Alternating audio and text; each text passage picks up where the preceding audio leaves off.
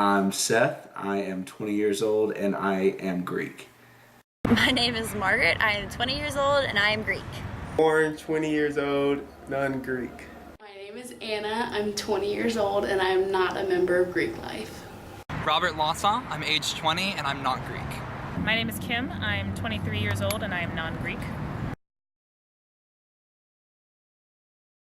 Situation dealing with the Acacia fraternity is really unfortunate. I don't believe in hazing. I think that not any of the Greek life organizations should be hazing, and I don't think the place you have to go through that just to be considered a brother of the fraternity. So for this scandal, I just thought it was like, it actually seemed like a pretty big deal at the time. Like, you know, I'm not in Greek life, so I don't really hear about like all the hazing and stuff. Like even my friends who are in Greek life, they don't tell me anything about it.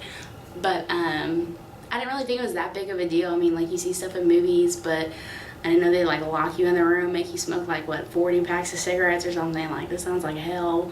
I honestly was appalled and yet not surprised at the whole situation, just because everyone, you know, Greek life kind of gets a bad rap. I didn't know that it was that bad, but I was just very appalled that that was a representation of our university, and kind of ashamed to be associated with that kind of thing because I'm Greek as well. It did not really come as a surprise to me that the fraternity had the hazing practices. It was just very, very strange to me to know that they were so detailed and recorded.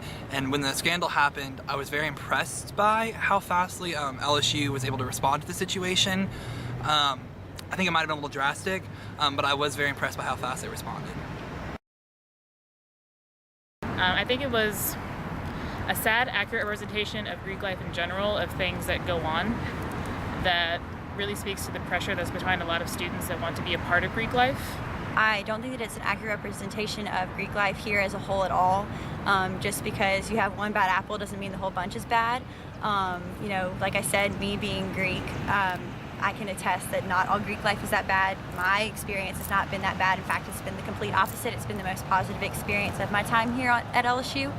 I do not really think this was an accurate representation of LSU Greek life as a whole, mostly because of my experiences with LSU Greek life were nothing at all what I've heard were like with Acacia, the Acacia fraternity. So.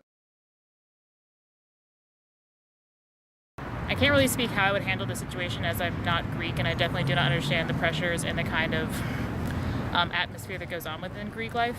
I probably would have handled the situation the exact same way. Like they deserve to be kicked off for like doing that. Like why would you ever do that to people? The university acted justly and rightly in the way that they handled the situation. Their charter was evoked and that they were kicked off campus. I think that's an accurate punishment for the crime. You know, hazing is against the law. You can't do it. So I think that they handled it very well, and I would do the same. I think the situation was handled well. However, I think it was a little drastic and a little quick. Knowing that Acacia was not already on probation, I think they probably could have used a little bit more investigation. Given the opportunity to handle this situation, I probably would have done the exact same thing that Jonathan Sanders and Angela did. I think that they had to really nip this in the bud. They couldn't let this become the status quo, I guess, for LSU Greek life.